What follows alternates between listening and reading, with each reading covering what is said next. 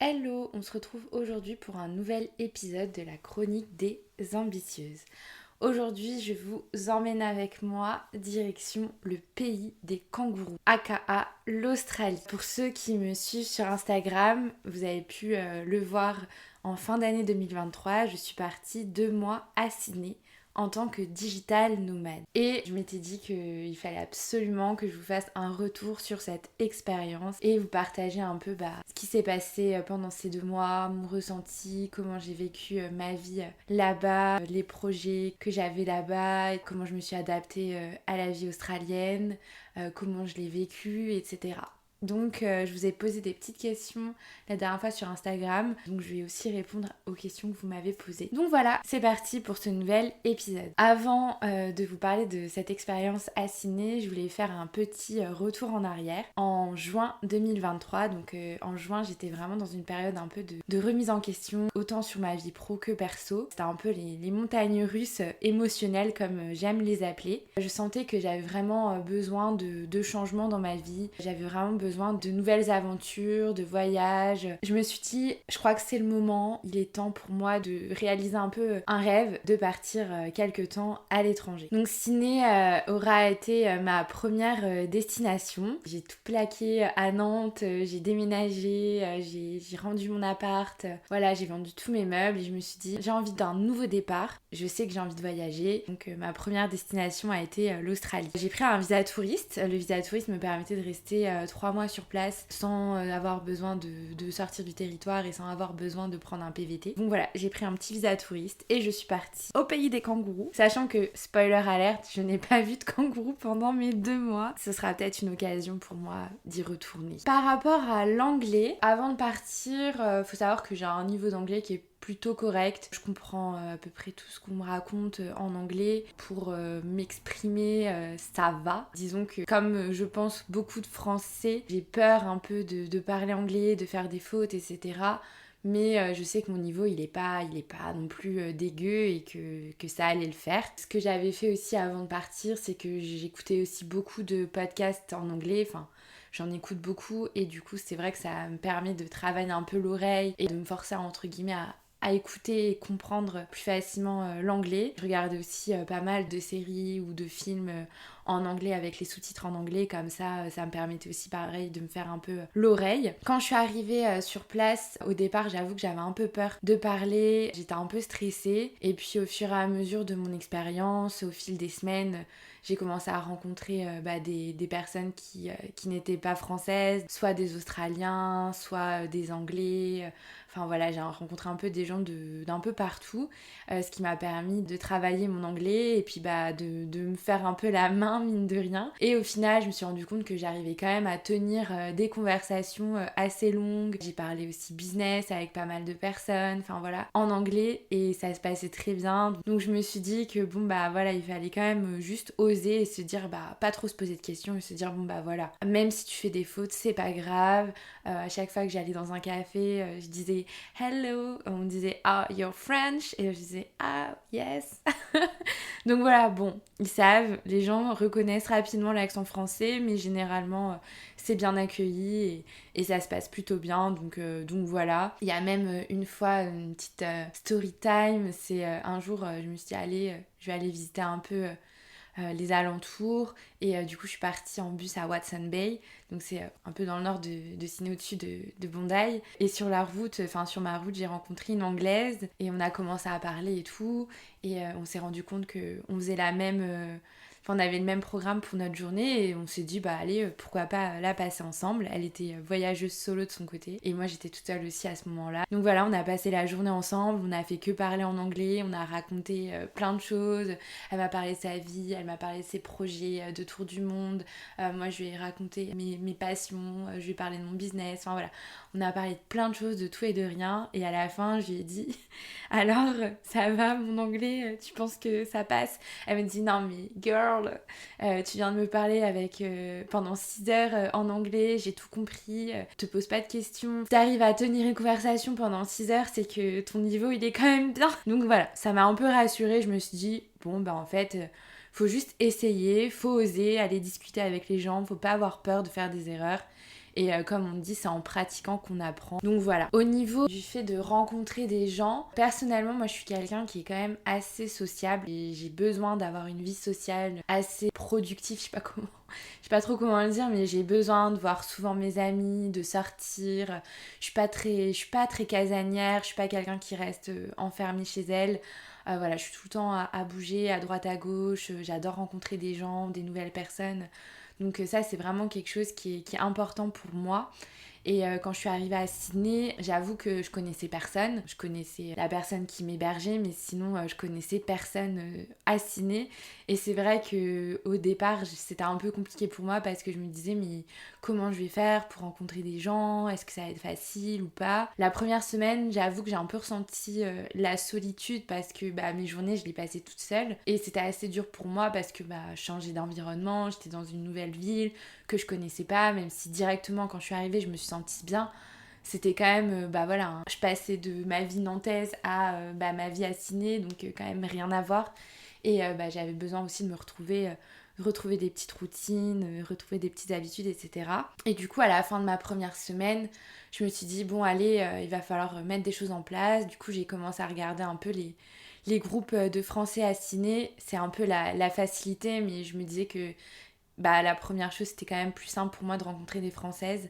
Donc je me suis inscrite sur le groupe français à Sydney. Et puis en même temps, je me suis dit, bon, j'aimerais bien avoir une petite routine sportive. Et du coup, c'est pour ça que je me suis inscrite au pole dance. Et donc voilà, tout ça, ça m'a permis de rencontrer des gens, de sortir un peu.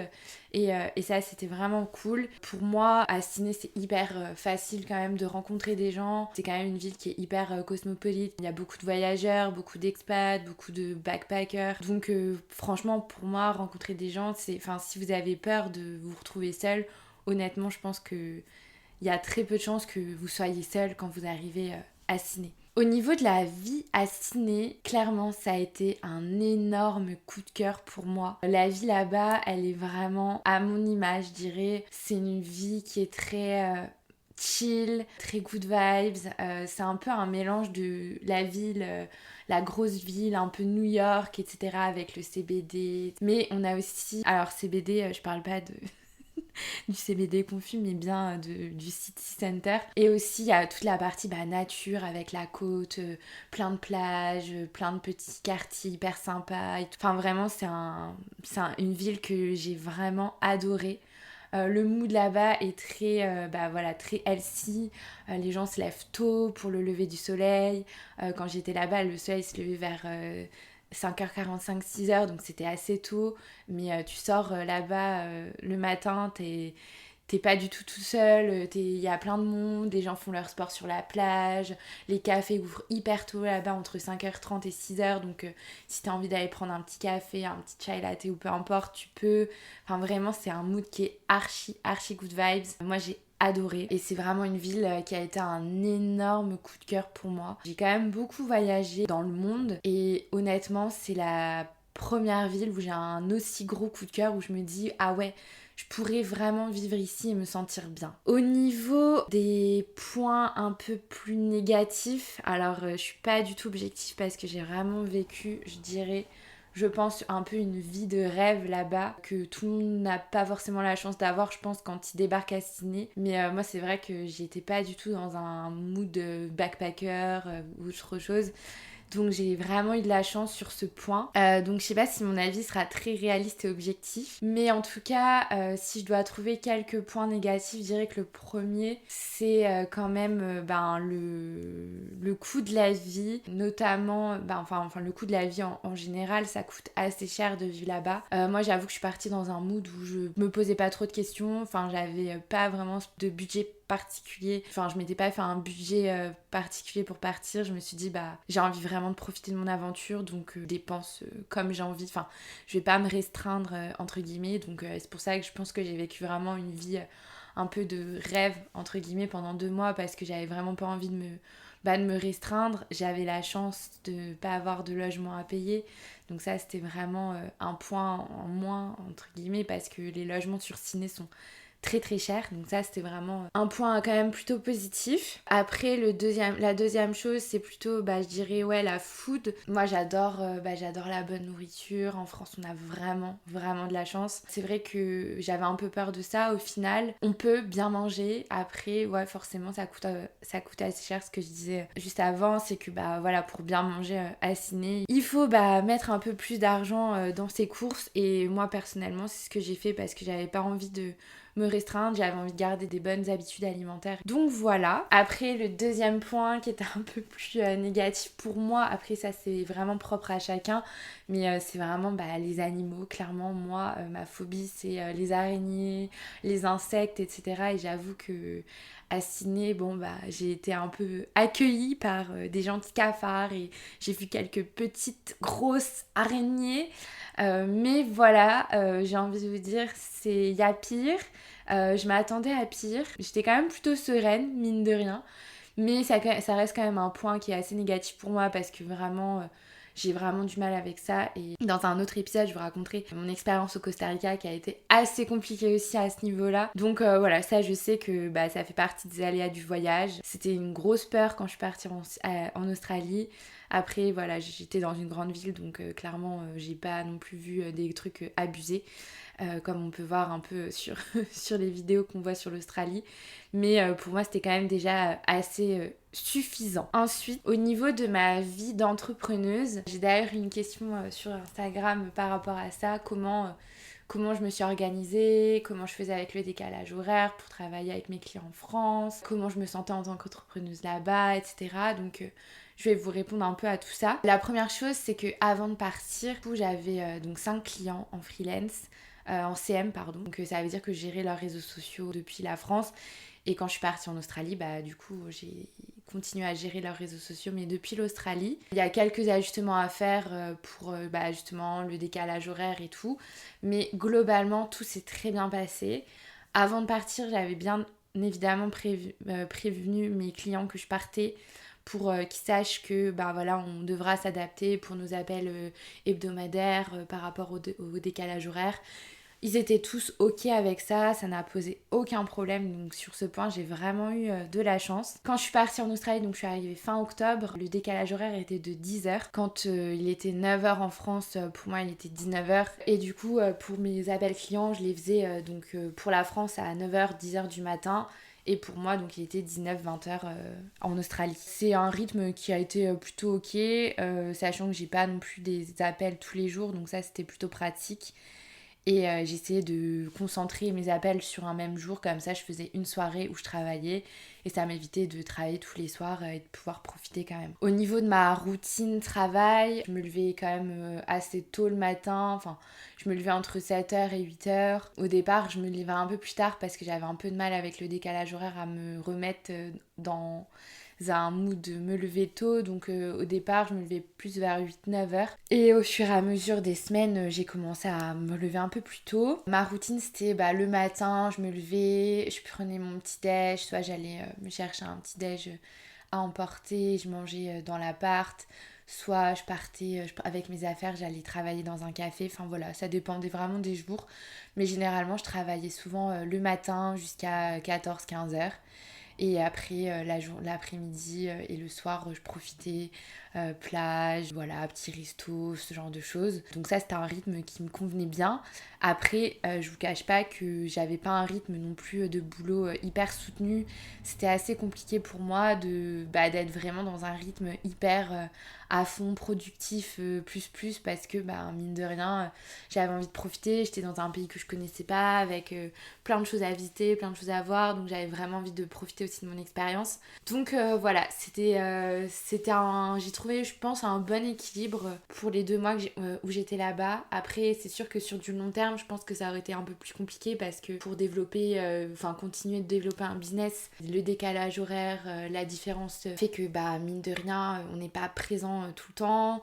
Même sur ma communication par rapport à Instagram, je sentais que j'étais quand même en décalé par rapport aux personnes qui me suivent. Donc c'est vrai que c'était un peu C'était bien, mais je sentais que pour du long terme, ça pouvait peut-être commencer à poser problème d'avoir ce rythme-là. Le fait d'être à Sydney ne posait pas de problème en soi parce que c'est une ville où on peut facilement travailler, où il y a une très bonne connexion Wi-Fi, où il y a plein de cafés, où les gens travaillent en télétravail, coworking, etc. Donc honnêtement, sur ce point, c'est hyper facile de travailler depuis là-bas.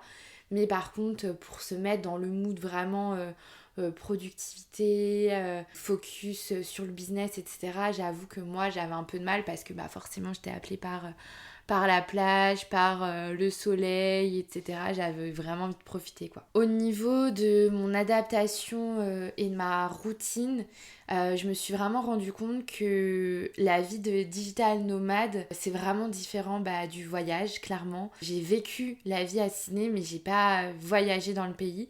J'ai fait j'ai été au Blue Mountains un week-end, je suis partie un week-end à la Gold Coast et Byron Bay, mais j'ai pas voyagé à fond dans le pays, donc j'ai pas découvert vraiment l'Australie. J'ai plus vécu vraiment la vie australienne, enfin la vie à Sydney. Et pour moi, ça, c'est quelque chose que j'adore. J'aime beaucoup quand je pars quelque part, vraiment m'imprégner de la culture, de la vie. Mais c'est vrai qu'il faut aussi penser à ça, c'est que en tant que digital nomade, on n'a pas forcément l'occasion de voyager. Enfin, on n'est pas en mode backpack, on n'est pas en mode tour du monde, on n'est pas en mode vacances, quoi. Ça, je pense que c'est hyper important à retenir et à savoir quand on part travailler à l'étranger, c'est que mine de rien on doit quand même travailler et que du coup c'est important de trouver un équilibre un peu entre le pro et le perso, mais c'est quand même c'est quand même plus compliqué que sur le papier. Ensuite, ce que je me suis aussi rendu compte, c'est que le fait d'arriver dans un nouveau pays, il y a forcément une culture qui est différente, il y a une langue différente et du coup il y a quand même un temps d'adaptation à prendre en compte. À Sydney, honnêtement, je trouvais que c'était quand même assez facile par rapport au Costa Rica où je suis partie un mois après. Là, ça a été peut-être un peu plus compliqué, entre guillemets. Ce dont je me suis rendu compte dans ma vie à Sydney, c'est que j'avais quand même vraiment besoin d'une routine, peu importe où je suis dans le monde, que ce soit à Nantes, en Lorraine ou ailleurs à l'étranger. C'est que vraiment j'ai besoin d'une routine quand même pour me sentir bien.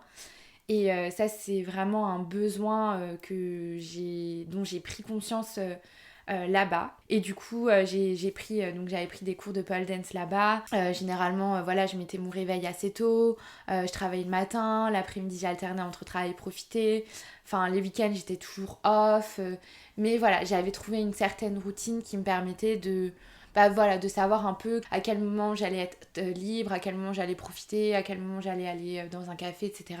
Enfin voilà, j'essayais de me mettre un petit cadre entre guillemets pour pas être en freestyle et ne pas savoir quoi faire ni comment travailler. Du coup voilà, ma petite vie à Sydney m'a beaucoup plu et c'est vrai que c'était une super expérience. Au niveau du mindset et de ma vie d'entrepreneuse, ça m'a vraiment motivée, En fait, il y a une vibe là-bas aussi de très entrepreneur et tout.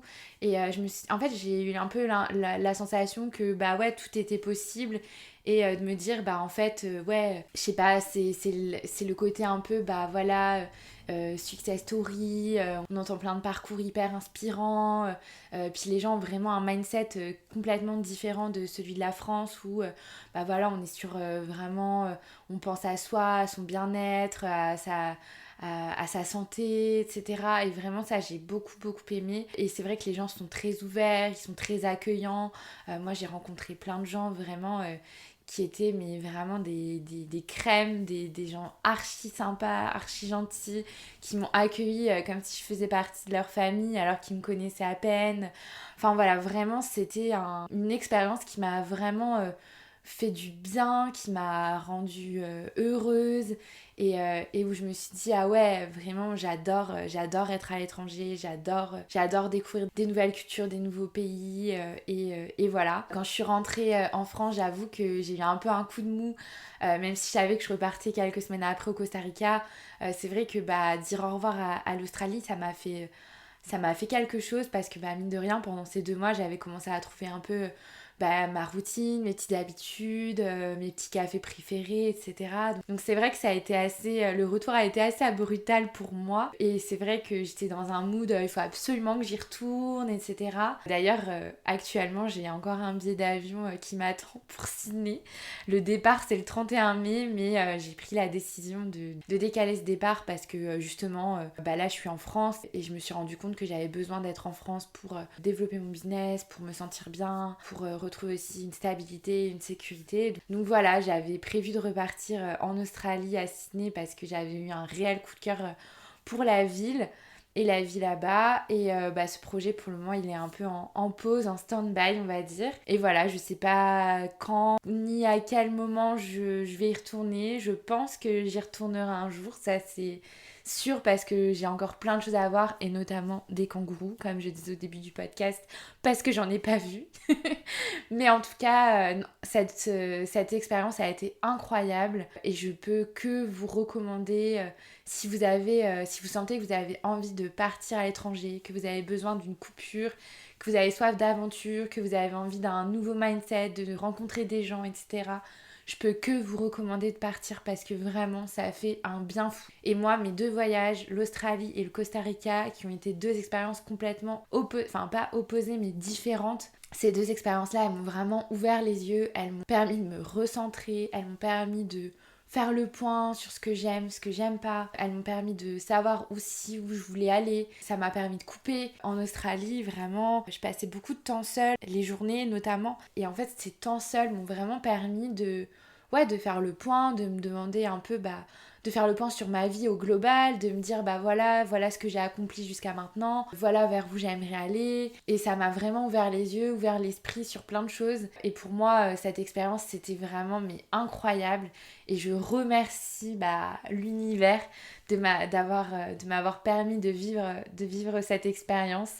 Et franchement, je n'ai aucun regret là-dessus. C'était vraiment génial. Et si je devais vraiment conclure cet épisode, je vous dirais, mais foncez. Si vous avez vraiment envie de partir à l'étranger, allez-y, parce que vous ne le regretterez pas. Au pire, c'est un billet retour, comme j'aime le dire. Et au mieux, c'est une expérience incroyable qui va vous ouvrir encore plus les portes et encore plus votre esprit sur plein d'autres choses. Donc voilà, c'est vraiment une expérience à vivre et je suis très très heureuse d'avoir pu la vivre. Si vous avez des questions par rapport à tout ça, si vous avez envie d'en savoir un peu plus sur la vie à Sydney, surtout n'hésitez pas. J'ai pas fait de point budget parce que je vous cache pas que je n'ai pas du tout calculé combien j'ai dépensé là-bas. Pour le Costa Rica, je pense que je pourrais vous faire un budget qui est d'ailleurs assez conséquent. Ces 2 voyages m'ont coûté quand même assez cher, ça faut le dire, ça coûte cher de voyager. Donc faut le prendre en compte, surtout si vous êtes en mode digital nomade, que vous avez besoin de travailler, donc vous avez besoin d'être dans des endroits quand même où il y a une connexion wifi, où vous vous sentez bien quand même, parce que travailler dans un lieu où on se sent pas bien, c'est compliqué. Mais voilà, en tout cas, c'est vraiment des expériences à vivre, et si vous avez l'occasion, l'opportunité de le faire, je peux que vous conseiller de le faire parce que vous n'allez pas le regretter. J'espère que cet épisode vous aura plu. Et je vous souhaite une très belle journée, soirée, peu importe quand est-ce que vous écoutez l'épisode. Et je vous dis à très vite dans un nouvel épisode. Bisous!